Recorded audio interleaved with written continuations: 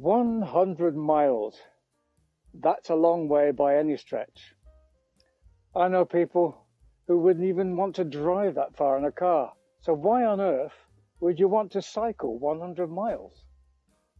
Well, on the assumption that if you're watching this, you already have the cycling bug, it's the equivalent of a runner hoping to one day run a marathon. It's that iconic distance that just seems too far for somebody recently taking up cycling, but you secretly wish that one day you'd be able to have a crack at it. So here are my tips and opinions on how to get yourself on the start line and beyond, including at the end, the single biggest reason you will achieve it. This is also relevant, by the way, for somebody who cycles around the 20-mile mark currently and is wanting to do their first 50. I'll call on my own experience of doing my own first century ride. And if you've got to the stage of regularly cycling 30 to 50 miles, then you're exactly where I was at that time. The furthest I'd ever cycled before was 62 miles on just one occasion. I completed the 100 and basked in the glory for a while. And so can you. And here's how. For anyone regularly churning out 30 to 50 mile rides, 100 miles can seem like an intimidating jump. But if you really want to give it a go, then you need to commit to a date early on. I'm doing one in Somerset on the 10th of April. It will be my pal Clive's first ever century. So we've given ourselves 3 months. But give yourself longer if you need. Just get it in the calendar. It helps focus the mind. Now, what kind of 100 are you going to do? There are many ways to tackle this. Riding 100 miles solo, it's still 100 miles, so a great achievement in itself. But there are many reasons why I would suggest doing it in company, or better still on an organised sportive event, which a simple Google search will find loads to choose from. An organised event will have the route planned for you, feed and water stops factored in, and best of all, have an atmosphere with hundreds and possibly thousands of other cyclists tackling the same challenge, which in my view just makes the whole thing feel as special as achieving your first 100-mile ride should be. If you're planning your own route, then be kind to yourself. Part of the physical challenge is not the number of miles, but how long you're in the saddle. So keep the route as flat and therefore as quick as you can make it. With mates and on a sportive, you get the benefit of drafting, but more importantly, you get the benefit of company. Tackling a challenge with others just makes it feel more doable. And if you tend to ride solo, but would like to have riding buddies to help motivate you to keep the preparation going, then consider joining a cycling club. There are loads of benefits to this, which I set out in my video in the link above. You need to get your body and muscles used to ever-increasing distances, especially if you've been doing the same kind of distances for quite a while. The routine needs breaking. But you don't need to have done a 100-mile ride during your preparation. Well, that's a bit obvious, isn't it? Otherwise, it wouldn't be your first century, would it? Do progressively longer rides as the weeks pass. Not on every ride, but if you tend to do 3 a week, do one longer one and increase the distance over the time by maybe 5-mile increments. And don't push the rides too hard. There are plenty of places online where you can explore the detailed science behind training plans, but this is ordinary bloke language, isn't it? Your endurance develops quicker with longer rides at lower effort. And it's also about teaching your body, particularly your backside, about getting used to being in the saddle for longer. So keep a steady pace. You are not training for a race. I'm guessing, like myself, many of you haven't invested in a power meter, but heart rate monitors are cheap and are a good way of making sure you keep the low intensity by having a target heart rate that you aim to never succeed on a ride. It's particularly challenging on hills, but it forces you to just slow the tempo down to a level that will get you through 100 miles without blowing up.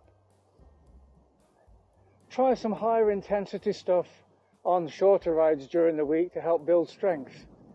Maybe find a local hill and repeat going up and down a few times. And if you don't have decent hills close by but have an indoor trainer, with the right software program, you can climb just about any famous climb in the world in the comfort of your own home. Did I just say comfort? Comfort! Climbing hills. You know what I mean. The week before, you need to wind it down, what they call tapering, as your body gains the full benefit from all your hard work in the recovery stage. But by recovery, I don't mean put your feet up for a week. The muscle memory still needs to be kept going. So maybe just a couple of short 90-minute rides would be enough. If you get this bit right, you will enjoy the experience far, far more. It is so important. I've been on long rides with people where at the end they say they're really struggling. And I haven't seen them eating a thing other than the coffee and cake at the cafe stop for the whole ride. You don't put 200 miles worth of petrol in your car and expect to drive 300 miles on it. And this is no different. Food is your fuel. It's not food anymore on these rides. So understand the importance of on-the-bike nutrition. Again, there's plenty of the science online to learn about carbs converting to energy and how much you burn in an hour, etc., etc. But on your longer training rides, simply eating in the first half an hour, whether you're hungry or not, is essential. If you feel hungry on a ride, it's too late. And after that, it's little and often. And start with the right breakfast. Bin the greasy, fatty full English. The race pros all seem to go for porridge and or omelettes for breakfast. So if it's good enough for them, it's good enough for me. And porridge is my go-to breakfast before a long ride. A simple example, in my preparation before my first one, before I saw the light, I did 2 50-odd mile rides in the summer a few days apart. And those days 50 miles was a tough distance for me. The first one, I didn't really eat much. And the last 10 miles were absolute hell. I had no strength at all. I think they call it the bonk. I read a lot about this the next day. And on the second ride, a few days later, I did the little and often approach, helped by visual and audible reminders on my Garmin, prompting me to eat, because it was a new habit I was trying to create. And I sailed through it, almost the exact same route as I'd struggled on before. It was a huge, huge light bulb moment for me. If your head unit won't do reminders, you can always set them on your mobile phone. It's worth doing until you get into the new habit. And don't just rely on energy bars and gels. Get some real food down you. Bananas, sandwiches, that sort of thing. By 100 miles, if all you've had is energy bars and gels, you will literally feel sick at the non-stop sweet stuff. All of this is true with drink too. Dehydration is your enemy. So keep sipping. A bottle an hour is a good guide, but it can vary depending on how hot the weather is for obvious reasons. But a lot of people forget to start the ride fully hydrated. So keep that regime going, at least for the few days leading up to the big day. Organised events will have water stops factored in, but if you're planning your own route, then keep shops in mind for top-ups, because you will not be able to carry enough for 100 miles.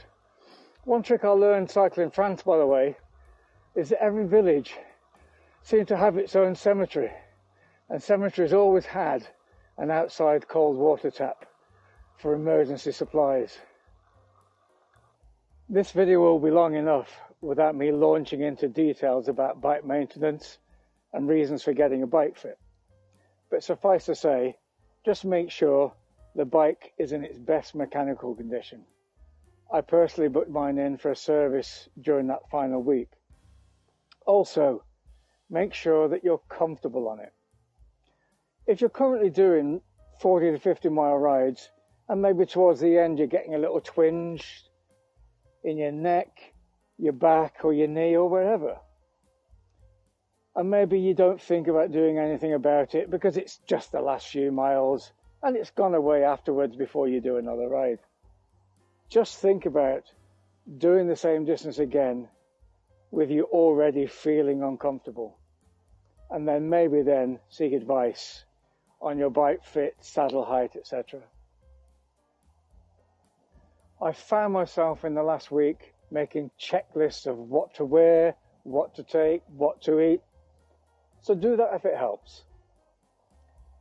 With clothing, whatever the weather forecast for the big day, you're going to be out all day.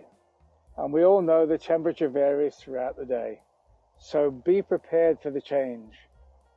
Arm warmers, leg warmers, a gilet, waterproof jacket, all stuff you can slip on and off easily, and packs small to carry with you. Have you tested your Garmin or other head unit on an all-day ride? Consider taking a battery pack, because if it's not on Strava, it doesn't count, as you well know, and you do not want the day of your triumphant century not being recorded because of a flat battery after 90 miles. And chamois cream, if you use it, and I do, its effect will wear off across a long day. So why not get a tiny jar to put just enough for one application in, and a couple of wet wipes in a sealed bag. For a halfway, nip into the loo, quick refresh and reapplication. You won't regret it, and neither will your backside. Break the ride up into 4 25-mile smaller rides. So mentally, you're just trying to get to the next stop before thinking about the one after. A Sportive will have stops planned on this kind of basis anyway, but do it too if it's your own route. If it's hurting at mile 70, then you've only got 5 miles to go, well, of that section. But a stop, a drink, some nice cake and some banter can brighten the mood and set you up for the final push. Take it easy at the start, saving energy for the end. And on a Sportive, don't focus on all the people going past you and panicking. You're probably passing just as many yourself. And in any event, some of the ones that are passing you, you'll be catching up later because they weren't as sensible as you at the start and got caught up in the adrenaline of the occasion. Something to avoid. And talk to people on the way around, chat to them, particularly on a Sportive. There are plenty to choose from. It takes your mind off the incessant pedaling. And you'll even realise it's not just you who's finding it tough. And now my thoughts on what is, in my opinion, probably the most important thing here. Yes, by all means, do not underestimate how tough doing your first 100 may be. But, equally, do not overestimate it either, filling yourself with dread. With the right approach, you can and will do this. I've often battled with demons telling me to get off and walk when the climb felt too hard, and then tell myself I felt like that halfway up the last big climb but still got to the top. It isn't impossible, it's just hard. And you've already done hard. When things get tough on a bike, as much as it's a physical challenge, it's a real mental mind game that you can win. So keep positive, keep determined, tell those demons to sod off, pace yourself, enjoy the view, and complete what will be one of the most fantastic personal challenges you will ever complete on your bike, your first century.